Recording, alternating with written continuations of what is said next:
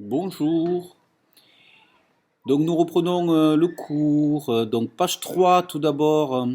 Donc nous allons voir en fait la notion d'événement incompatible tout d'abord. Donc vous avez devant les yeux ici votre cours. Donc des événements incompatibles, ce sont des événements qui ne peuvent pas être réalisés en même temps. Donc je vais mettre un petit coup de stabilo jaune sur les événements incompatibles, des événements qui ne peuvent pas être réalisés en même temps. Ils n'ont aucune issue en commun. Donc une autre façon de voir les choses, c'est que deux événements sont incompatibles lorsque leur intersection est vide. Voilà. Et dans la relation de Boole, on va avoir que la probabilité de la réunion de deux événements incompatibles, c'est la somme des probabilités. En effet, vous avez ici que A inter B est vide, donc la probabilité de A inter B vaut 0, et donc la probabilité de A union B, c'est la somme de la probabilité de A plus la probabilité de B moins la probabilité de l'intersection qui vaut 0, et donc la relation de Boole devient P de A union B égale P de A plus P de B. On va voir un exemple d'événement incompatible. Donc on lance toujours notre dé à 6 faces et l'événement C c'est la face obtenue et 1 ou 2. L'événement D c'est la face obtenue, c'est 5. Donc C, si je l'écris ici, c'est 1 ou 2. D c'est 5. La réunion c'est 1 ou 2 ou 5. Et l'intersection est vide, les événements sont incompatibles. Voilà, parce que leur intersection est vide. Du coup, la relation de Boole s'écrit P de C union D égale P de C plus P de D, puisque C inter D est vide. La probabilité de l'intersection vaut 0. Voilà. Donc ce qu'il faut retenir sur les événements incompatibles, c'est la définition jaune. Ils ne peuvent pas être réalisés en même temps. Et c'est la relation de Boole nouvellement écrite. Voilà. Nous allons passer aux événements maintenant contraires ou complémentaires.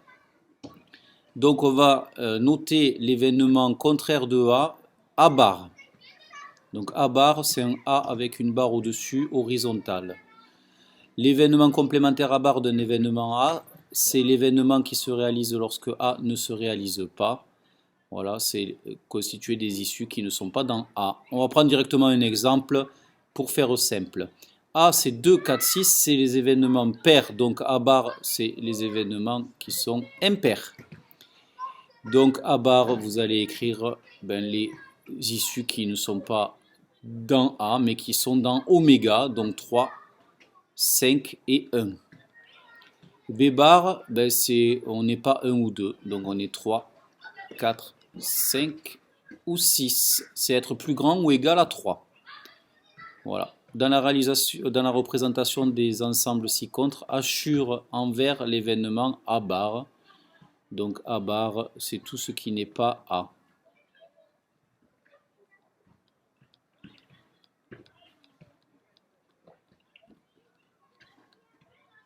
Voilà. Donc en fait, quand on fait la réunion de A et A bar, qui sont deux événements incompatibles, eh bien on obtient oméga. Donc A union A bar, c'est égal à oméga. Et donc la probabilité de A union A bar, c'est égal à 1. Et la probabilité de deux événements incompatibles, c'est la somme des probabilités, comme on a vu tout à l'heure. Et donc la probabilité de A plus la probabilité de A bar, ça fait 1. On peut surligner cette relation importante qu'on peut écrire d'une autre manière. La probabilité de A bar, c'est 1 moins la probabilité de A. Je fais passer la probabilité de A de l'autre côté.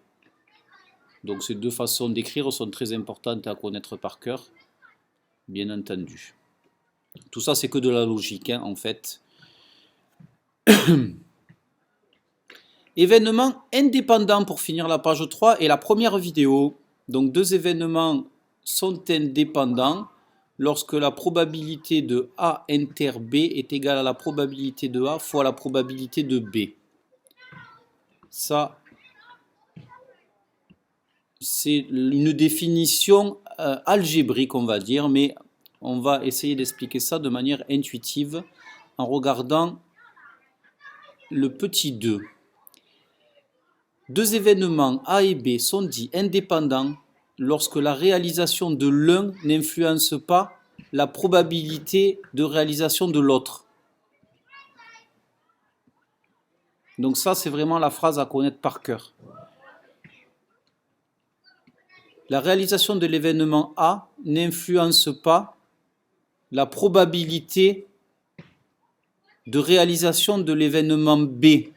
Donc ici, on va mettre une petite flèche. Ça ne réalise pas la probabilité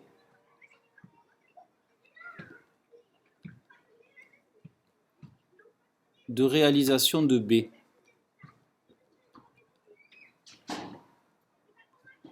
Donc on va essayer de redire la phrase de manière claire et intelligible.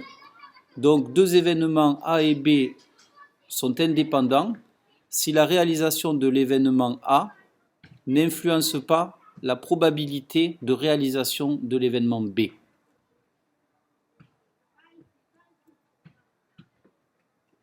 Donc en fait, il faut faire attention parce que indépendant, ce n'est pas comme incompatible.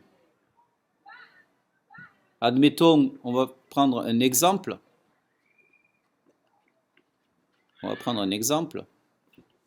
Vous avez dans une classe, votre univers c'est la classe oméga. Voilà, vous avez une classe avec tous les élèves. Voilà, c'est votre univers. Ensuite, vous avez les filles et vous avez les garçons. Donc c'est des sous-ensembles de l'univers. La probabilité d'être roux, admettons que ce soit 20% dans l'univers. D'accord? La probabilité d'être roux, sachant que vous êtes un garçon.